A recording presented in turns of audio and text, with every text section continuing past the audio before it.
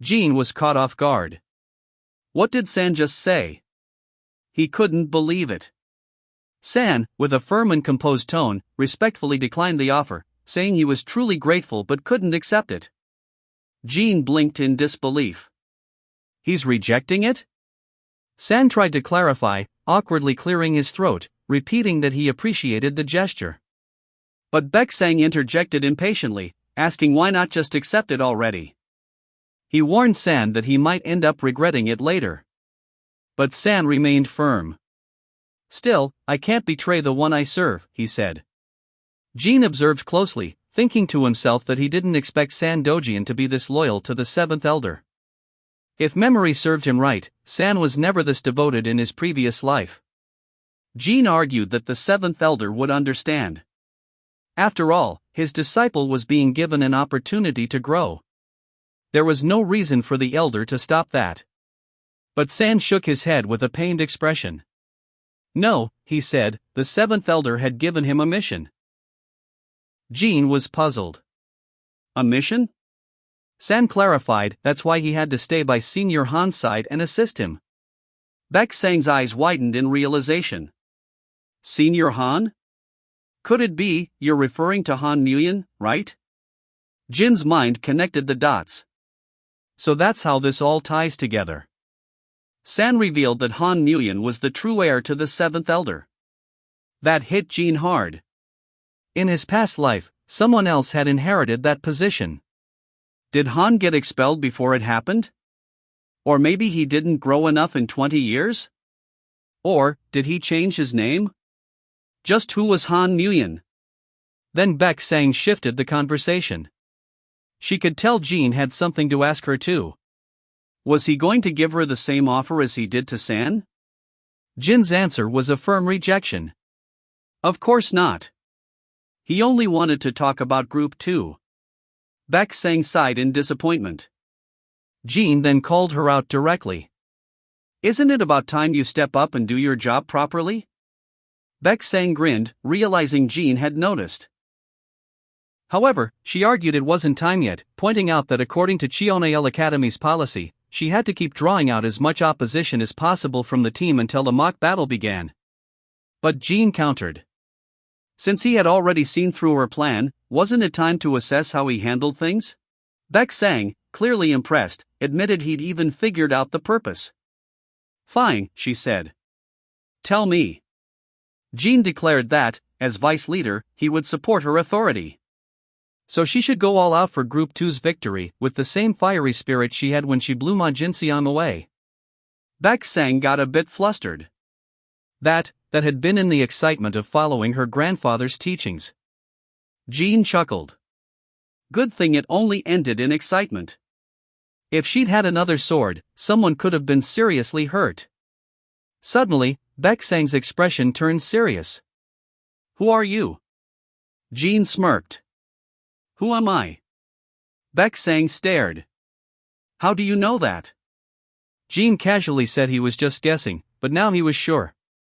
He cleared his throat, pretending to act clueless. He then asked, do you take me for a fool who doesn't even know the basics of dual-handed swordsmanship? When someone trained with dual swords uses only one, their openings become obvious and any real martial master would notice. Baek Sangah raised a brow. Are you saying you're that kind of martial master? Jean confidently nodded. Of course. Baek Sangah gasped as she caught a glimpse of Jin's blade aura. Jean smirked again. How about now? Is this enough proof? Baek Sangah was stunned. Sword energy? And he's doing it with a twig? Her thoughts raced. Drawing out sword energy with a twig is as hard as producing enhanced energy. Without precise control, the twig would have exploded from the energy. So, he's one of the famous 6 demonic dragons? Jean denied it. No, that's his younger brother. Just like Baek Sangah keeps her dual sword skills a secret, he wanted to keep his hidden too. So how about they call it a draw, and share secrets? Jean had a suspicion now. Just as he thought, Baek Sangah was an outsider hiding her identity. She was probably from an incredibly powerful clan. He sent a silent order to Gu Chiel. Keep a close eye on her. Gu Chiel, ever the loyal shadow, asked if she seemed suspicious. Should he just eliminate her?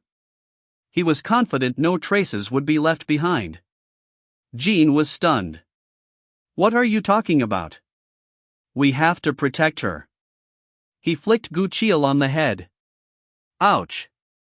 Jin's thoughts grew serious. Baek Sangah didn't exist in the future he remembered.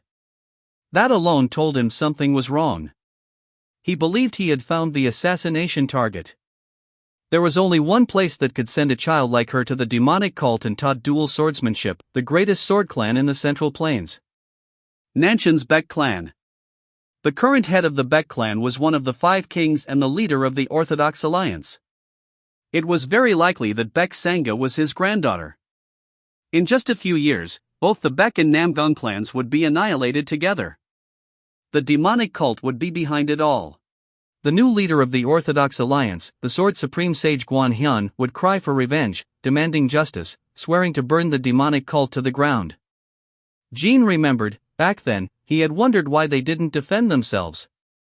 But all the puzzle pieces would fall into place if something happened to Baek Sangah during that time. Still, why would the head of the Baek clan send his granddaughter here?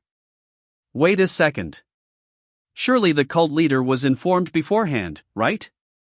Would it have killed him to give me a heads up before I arrived? I'm supposed to be the potential son-in-law, am I not? Somewhere far off, the heavenly demon suddenly rubbed his ear. My ears are suddenly itching. Jean sighed. In any case, he made a promise to himself. I'll make sure to keep Baek Sangah alive and foil all your twisted plans. 1 month passed. The day of the mock battle between Group 2 and Group 4 had arrived. The teacher stood at the center, announcing the rules. The flag bearers could only issue orders, nothing else. The group that broke the opponent's flag first would win. Group 2's leader, Baek Sangah. Group 4's leader, Ju Guxian. Begin! Both team leaders shouted the same command, deploy the diagonal line formation. The groups charged into battle, dust kicking up as they ran headlong into each other. One student gasped. Oh! Are they going for a power clash right from the start? Instructor John casually bet 1 silver tael on Group 4's victory. Another student was surprised. Group 4? Not Group 2? And Instructor John was going all in? John explained they didn't get it. Those 3 students were the first to figure out the mutiny test and had tried their hardest to follow their leader's orders. Their coordination was insane. Then, right in the middle of battle, 3 students made a dramatic entrance. I'm Baek Sangah. I'm Hyuk Sangah. We are the Demon Snake Trio. Jean Yomyung, pleased to meet you. Jean blinked. They're doing self-introductions here? One of the trio suddenly blurted, the moment I saw you, I fell in love at first sight. Jean was stunned. Was this their plan all along? That might seriously distract him. One instructor shouted that in team battles, coordination was everything. Another instructor screamed, charge! Smash them to pieces. And just when the chaos peaked, class teacher calmly bet 10 gold taels on Group 2's victory. What? Another instructor gawked. You're betting half your monthly salary? The teacher smirked. If you're scared, you can choose to give up now.